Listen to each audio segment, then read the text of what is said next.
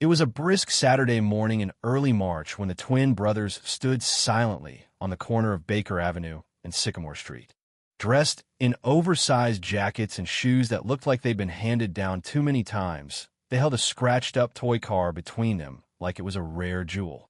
The city buzzed around them, commuters hurrying with coffee in hand, grocery bags swinging from fingertips, music leaking from earbuds as people passed by in a rhythm too busy for second glances.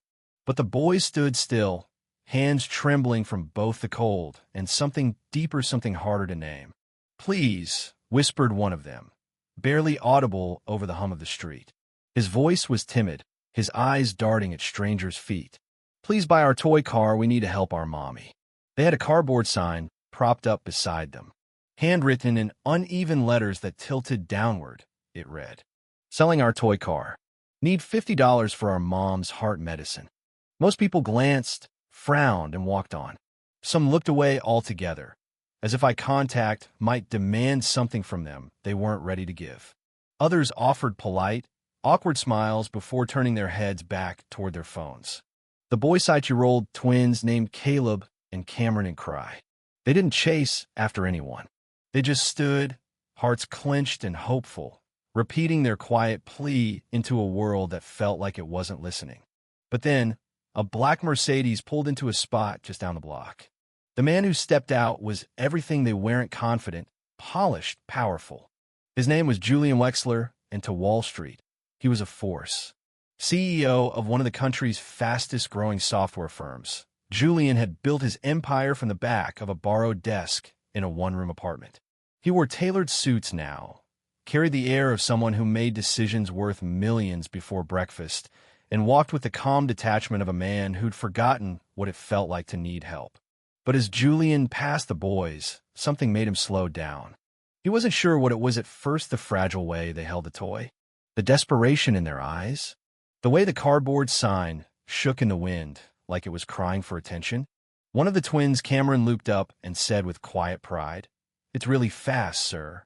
We tested it on the sidewalk. Just $50. That's all we need." Julian, out of habit more than interest, was already halfway past them. But something tugged at him. He turned around. "Why $50? He asked. Caleb answered this time. "That's how much Mom's medicine costs. She has heart problems. And then we don't have insurance. Dad left us. It's just her. She said not to worry, but we heard her crying last night. So we broke our piggy bank." Julian was quiet for a moment. The toy car plastic scratched, missing a front wheel, lay in Cameron's hands like a treasure. Their eyes never wavered. He saw it then. This wasn't pity they were asking for. This was a trade. The only trade they could offer. Childhood for a miracle. "What's your name?" he asked. "I'm Caleb. That's my brother Cameron." Julian crouched down to meet them at eye level. "Where's your mom now?" "At home. We don't live far. Want to see?" Something inside him said no. The part that was always late for meetings. The part that ran companies, not errands. But something else, something buried, maybe long forgotten, said yes. "Yes," Julian replied. "Let's go." They led him down 3 blocks and through a cracked alleyway into a weather-worn apartment complex. The elevator had long stopped working. They took the stairs.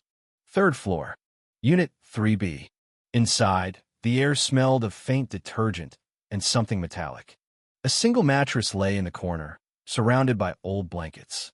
There was a tiny kitchen, barely functional. But the thing that caught Julian's breath was the woman on the sofa. She was pale. Her hands trembled as she tried to sit up. An oxygen tank rested beside her like a silent sentinel. "I'm sorry," she said immediately, her voice hoarse but kind. "They shouldn't have bothered you." "They didn't bother me," Julian said softly. "They woke me up." Her name was Marissa Grant. She'd once worked 2 jobs, waitressing by day and cleaning offices by night. A congenital heart condition had forced her out of both. She missed one too many deadlines on the paperwork for public assistance. The benefits stopped, and slowly, so did everything else. The boys had watched, powerless, as she deteriorated. They tried to stay strong for her. When she cried at night, they covered their ears with pillows. And then one day, they got an idea. People sell stuff to get money, right? Caleb had whispered to his brother. We got our car. It was their favorite toy. A birthday gift from a neighbor 2 years back. The only toy they hadn't grown out of. That night, Julian couldn't sleep. He'd sat in conference rooms filled with the world's most brilliant minds. Closed deals worth more than most people would make in a lifetime. But none of it Nona had ever left him feeling the way he felt right now. The next morning, Julian returned. But this time, he didn't come alone. He brought a cardiologist, a social worker, and an attorney. Equipment followed. A nurse, too. In less than an hour, the apartment looked like a triage center. Marissa stared in disbelief. I don't understand, she whispered. Why are you doing this?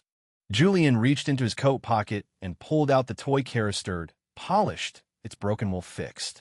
He placed it gently on the table beside her. Because two little boys reminded me what love looks like, he said. And I think I forgot. The cardiologist scheduled surgery. It was paid in full anonymously at first. Julian didn't stop there. He had his HR team create a part-time remote job for Marissa at his company's client service department. Flexible hours. Full medical. She didn't want charity. She wanted to work. So he gave her the chance. He paid their rent for a year and filled their pantry with groceries, books, and warm clothes. In time, the apartment transformed. And so did the people in it. Marissa recovered faster than doctors expected. The surgery had gone well. The medications were covered. Her voice grew stronger. Her eyes brighter. Caleb and Cameron began smiling more. Laughing again. They still carried the toy car with them sometimes like a lucky charm. But it was no longer a desperate offering. It was a story, a moment frozen in time. They visited Julian often, calling him Uncle Jules. They brought him peanut butter sandwiches and school drawings. He kept the toy car on his desk front and center right next to a picture of the boys with Marissa at her first company holiday party. That photo, Julian said once, meant more to him than every framed newspaper article on his office wall. Years later, when Julian was invited to give a keynote speech at a leadership summit, he opened with a story. I used to think power came from money, he began. From acquisition, control, prestige.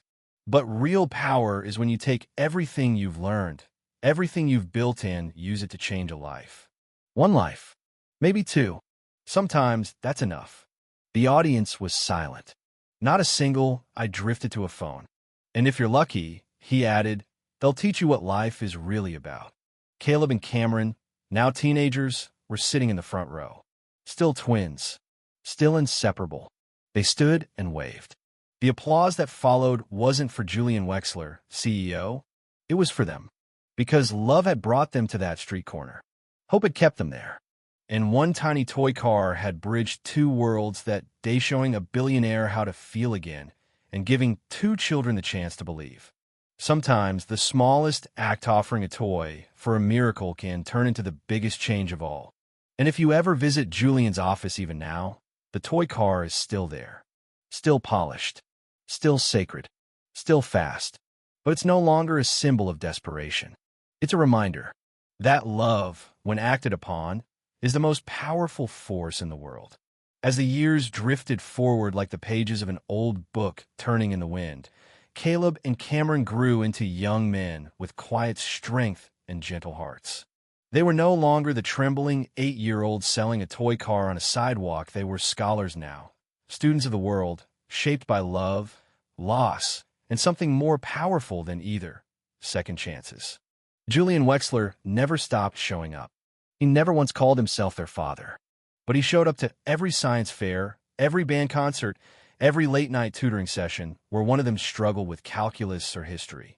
He didn't hover. He didn't control. He just supported fiercely, loyally, consistently.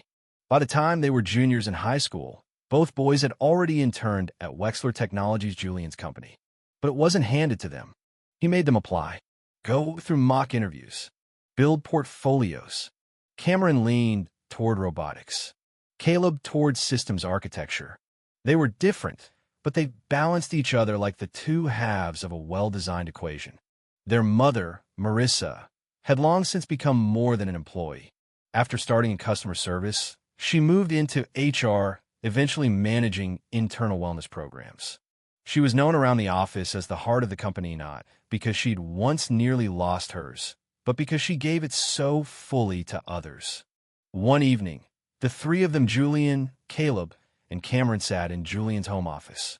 The walls were still adorned with art from their childhood, though the paper had yellowed and the marker lines had faded. The toy car remained on the bookshelf, now framed in glass like an artifact. "You boys ever think about what's next?" Julian asked, sipping coffee, now with streaks of gray in his beard. Cameron nodded. "We want to build something.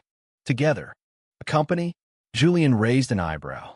"A mission," Caleb clarified. Julian smiled. "Tell me." What they described that night would become Lumen Link, a social tech initiative blending education, health access, and AI-driven resource allocation.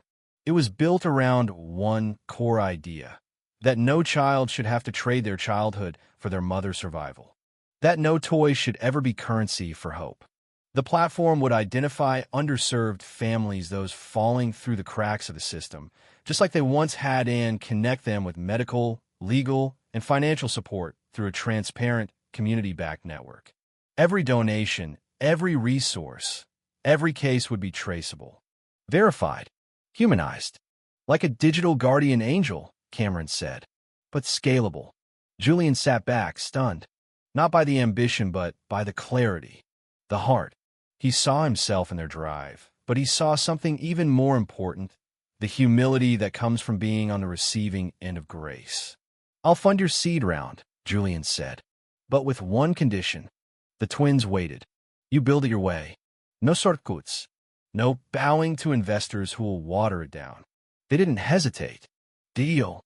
Within 18 months, LumenLink launched in pilot cities across the Midwest. Within 2 years, it was a national movement. Schools adopted it. Hospitals partnered. Nonprofits plugged into the ecosystem. And children, dozens, then hundreds, then thousands received timely care, mentorship, and safety nets. Marissa served as chief community officer. Julian remained an advisor. But Caleb and Cameron were the face. At their first national keynote, standing on the same stage where Julian once spoke, they recounted the story not just of the platform, but of the moment it all began. "There were 2 boys," Caleb began, "standing on a sidewalk with a broken toy car. They didn't want pity," Cameron added. "They just wanted their mom to live. And one man, someone with power, didn't give them money. He gave them his time." The crowd was silent. "That toy car still exists," Caleb continued. "But now it means something bigger. It's a symbol," Cameron said, "that in the right hands, a single act of compassion can echo across generations." Julian sat in the front row again. He'd heard them rehearse it, knew every beat. But still, his chest ached with something deeper than pride. A lump swelled in his throat as he clapped, the first to rise for the standing ovation that followed. LumenLink became more than a nonprofit. It became a new model blending technology with trust, data with dignity. But none of that, the boys would always say, could ever have happened without the sidewalk. They returned to it one day, many years later. Now, grown men, they stood at the corner of Baker and Sycamore. The city had changed. New storefronts, fresh pavement, a coffee shop where the old grocery store used to be. Cameron pulled something from his coat pocket, the toy car, the real one, the one Julian had restored, which had been passed from his office to theirs, then back again. They placed it gently on the sidewalk, just for a moment. Then Caleb took a picture. Below the photo, which would go on to hang in every LumenLink office, was a single caption: "Where love made its first trade." That night, Marissa cooked dinner at her house, now remodeled and filled with warmth. Julian joined, bringing dessert and a bottle of wine. They sat together, family not by blood, but by bond, reminiscing, laughing, teasing. The twins had big plans: international expansions, a foundation, a children's tech incubator. But Julian, sipping his coffee, looked around the room and smiled. "I hope you boys know something," he said. "What's that?" Cameron asked. "You've already won. Whatever else you build, that was just a bonus." The room fell quiet for a beat. Then Caleb said, "You know, we never really got to thank you. Not properly." Julian leaned back in his chair. "You did," he said. The day you show me what real giving looks like. The clock ticked gently in the background. Outside, the wind rustled the trees. And somewhere, in some distant city, another pair of children were being helped because of what two brothers once dared to do on a street corner with nothing but a sign, a toy car, and love too powerful to ignore. And that, as Julian would often say in interviews years later, was the moment he stopped being a billionaire and started being rich.